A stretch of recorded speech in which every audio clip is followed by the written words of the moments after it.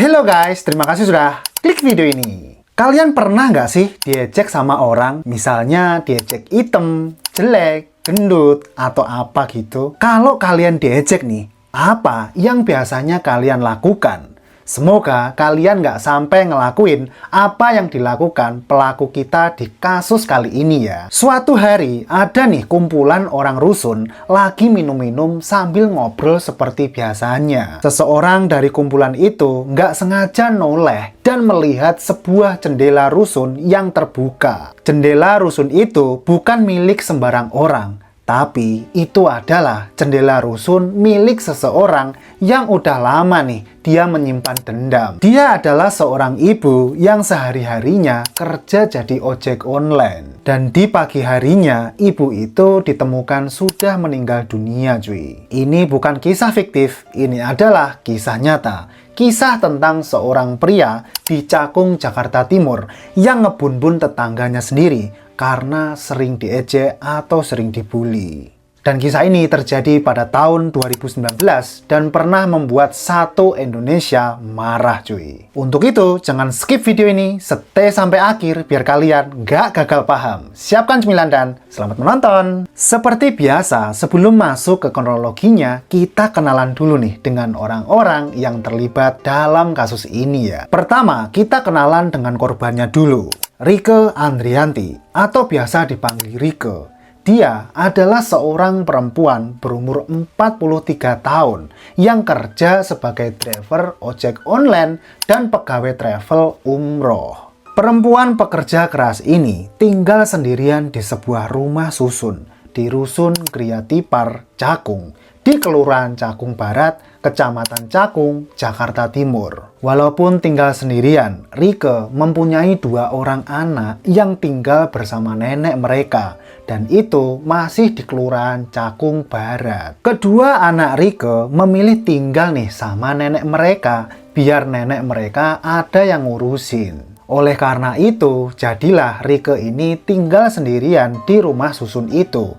Tapi, walaupun tinggal sendirian, dia kerap nih disamperin oleh anak-anaknya karena keluarganya juga sangat menyayangi Rieke. Rieke dikenal sebagai sosok yang baik dan dekat dengan anak-anaknya cuy. Ketika anak-anaknya mengunjungi si Rieke ini, mereka kerap nih ngobrol-ngobrol atau kadang main seperti anak-anak dengan ibu-ibu biasanya. Selain itu, Rieke juga dikenal sebagai perempuan yang pekerja keras. Dia tidak hanya kerja sebagai driver ojek online yang kerjaannya udah keras cuy. Tapi, Rieke juga kerja jadi pegawai perusahaan travel umroh di kawasan Cengkareng, Jakarta Barat. Sekarang, saya mau perkenalkan pelaku yang membuat kita geleng-geleng kepala dengannya. Jamie Obier, atau biasa dipanggil Jamie, adalah seorang pria berumur 27 tahun. Jamie adalah warga yang tinggal di Rusun Gria Tipar, Cakung juga cuy.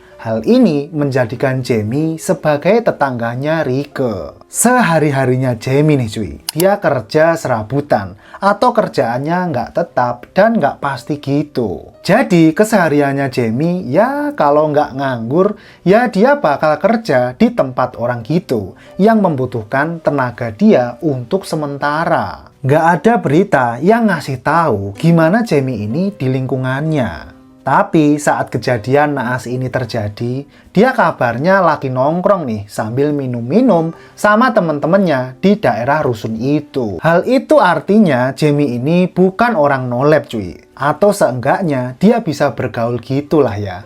Terus sebenarnya gimana sih kejadian itu bisa terjadi? Kok bisa akhirnya Jamie ini mutusin buat ngebun-bun si Rieke yang adalah tetangganya sendiri itu? Bukannya tetangga itu harusnya saling rukun dan saling membantu.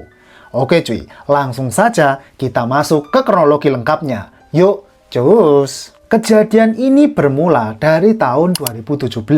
Saat itu, Rieke dan Jamie udah sama-sama tinggal nih di Rusun Gria Tipar, Cakung. Ya, karena mereka tinggal satu rusun, mereka pun akhirnya saling kenal kan ya. Nah terus, sejak tahun 2017 itulah Rieke ini mulai ngeluarin kata-kata nggak enak nih ke Jamie. Jadi setiap mereka papasan, Rieke katanya bakalan ngatain Jamie hitam dan jelek. Woi hitam, woi jelek, gitu cuy. Dikatain seperti itu, di dalam hatinya Jamie sebenarnya nggak suka tuh digituin. Tapi dia pendam-pendam aja rasa sakit hatinya itu. Dan Jamie mendam perasaan itu nggak sebentar cuy. Tapi mendem perasaannya sekitar 2 tahunan. Namanya perasaan kalau dipendam pasti akan meledak suatu hari nanti kan. Nah, itu jugalah yang terjadi di kasusnya Jamie dan Rieke ini. Jamie yang udah muak dikatain hitam dan jelek pun mulai tumbuh nih niat jahat di kepalanya. Terus suatu hari Jamie ini melihat ada kesempatan emas buat melakukan niat jahatnya itu. Dan kesempatan emas itu terjadi pada tanggal 8 November 2019 di jam 2 pagi waktu Indonesia Barat. Ceritanya waktu itu Jamie ini lagi ngumpul nih dan minum-minum tuh sama temen-temennya di daerah rusun tadi. Dan saat mereka ngobrol-ngobrol itulah mata Jamie ini nggak sengaja tuh lihat ke rumahnya Rieke. Dan dia melihat jendela rumah itu kebuka cuy. Melihat itu Jamie pun mikirin lagi niat jahat dan luka batinnya yang udah dia pendam sekian lama. Setelah berpikir itu, Jamie pun akhirnya mutusin dan bilang begini dalam hatinya. Iya, saya akan balaskan dendam saya ke perempuan jahanam itu. Lalu setelah dia dan teman-temannya selesai kumpul, Jamie pun pergi tuh ke rumahnya. Terus dia ngambil dan nyiapin pisau. Pisau itu dia sembunyikan di jaketnya biar nggak ketahuan sama warga rusun lainnya. Habis itu Jamie ini pergi mengendap-endap ke rusunnya si Rieke. Rieke saat itu lagi tidur pulas cuy. Jadinya Rieke ini nggak ngeh tuh sama sekali dengan adanya orang bawa pisau yang mengendap-endap ke rumahnya. Nah setelah sampai di rusunnya Rieke, Jamie pun langsung masuk lewat jendela yang terbuka tadi itu. Terus langsung deh Jamie melakukan aksinya. Dia pun langsung nusuk si Rieke yang lagi pulas-pulasnya tidur itu. Tusukannya nggak cuma sekali 2 kali, tapi sampai 11 kali tusukan. Dan tusukannya ada di bagian perut, dada, leher, sampai kepalanya. Jamie nusuknya bener-bener membabi buta banget. Karena memang dia di situ ngeluapin rasa dendamnya yang udah dia simpan selama 2 tahun itu. Terus saat penusukan itu, Rieke sempat tuh teriak. Dan teriakannya juga kedengeran sama tetangga rusunnya cuy. Tapi tetangga rusunnya Rieke gak ngehampirin rusunnya Rieke. Karena mereka ngira itu hanya teriakan biasa aja. Mungkin karena perabotannya jatuh atau karena apa gitu cuy. Mereka nggak ngira kalau Rieke teriak karena dia ditusuk membabi buta sama tetangganya sendiri. Nah lanjut lagi ke Rieke. Jadi setelah Rieke ditusuk tadi itu cuy, Rieke langsung meninggal saat itu juga. Karena tusukannya pas di tengkorak sama di lehernya. Tengkorak Rieke dikabarkan sampai pecah. Dan itu bisa menunjukkan betapa dalam dendamnya si Jamie itu. Setelah Jamie berhasil ngebun-bun Rieke, dia pun mikirin cara tuh biar aksinya nggak ketahuan. Dia pergi ke kamar mandi dan kebetulan dia melihat ember di sana cuy. Di situ Jamie pun bersihin darah di pisaunya itu dengan masukin pisaunya ke dalam ember yang sudah berisi air. Terus karena celananya kotor kena bercak darah, jadilah Jamie ini ganti celananya cuy. Kebetulan lagi dia melihat celana dan baju anaknya Rieke di dalam rusun itu. Jadi Jamie ini ganti celana dan bajunya pakai celana dan baju dari anaknya Rieke yang ada di rusun itu. Dan kebetulan ukurannya juga pas cuy sama dia. Setelah itu Jamie keluar tuh dari rusunnya Rieke lewat jendela yang beda dengan sebelumnya. Terus celana dan bajunya yang udah terciprat bercak darah itu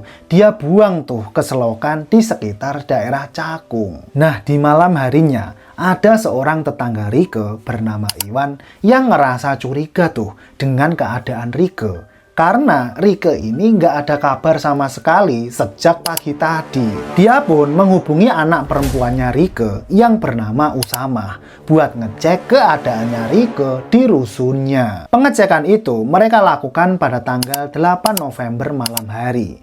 Jadi masih di hari yang sama dengan hari di mana Rike itu dibunbun. Terus setelah berhasil masuk, mereka melihat jasadnya Rike di atas kasur yang udah bersimbah darah. Di situ sontak nih Iwan dan Usama pun shock. Gak lama mereka pun langsung menghubungi kepolisian dan polisi yang mendapat laporan itu langsung datang dan melakukan penyelidikan.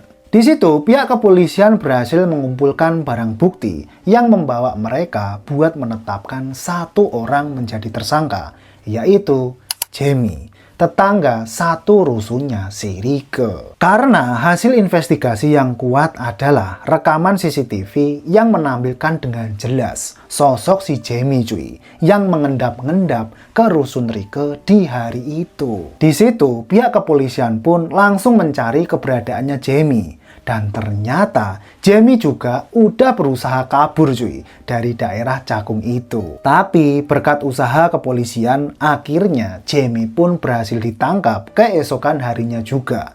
Tepat pada tanggal 9 November 2019 di daerah Bekasi. Setelah ditangkap, Jamie pun dibawa ke kantor polisi dan diinterogasi. Setelah proses interogasi, dia pun akhirnya ngaku kalau dialah yang udah ngebun-bun si Rike. Gak lupa, Jamie juga menyatakan motifnya melakukan pembunuhan itu. Dia bilang ke polisi begini, "Saya ngebun dia karena saya sudah lama pak sakit hati dikatain hitam dan jelek sama si Rike itu pak." Tentunya siapapun yang mendengar alasan si Jamie akan geleng-geleng kepala. Karena betapa gampangnya cuy dia melakukan pembunuhan karena dikasih kata-kata yang gak enak gitu aja. Akhirnya atas aksinya ini Jamie pun disidang pada tanggal 30 Juni tahun 2020 yang dipimpin oleh Hakim Pengadilan Tinggi Jakarta Timur waktu itu, yaitu Hakim Muda Lembong. Dan hukuman yang dijatuhkan ke Jamie adalah vonis hukuman 20 tahun penjara karena Jamie telah terbukti sudah melanggar dan melakukan tindak pidana pembunuhan sesuai dengan pasal 340 KUHP.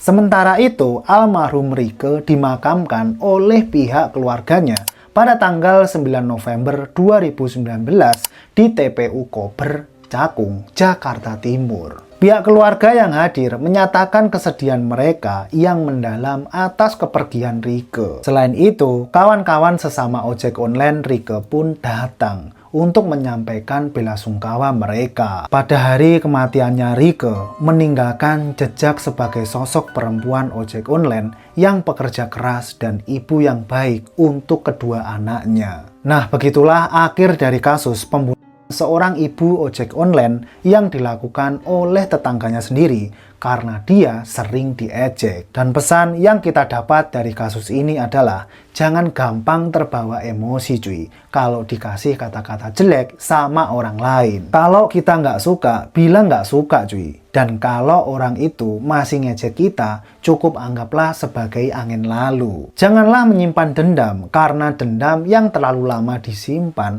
akan jadi racun di hati kita. So, bagaimana pendapat kalian tentang kasus ini? Menurut kalian, apakah hukuman yang didapatkan sama si Jamie ini udah cukup cuy?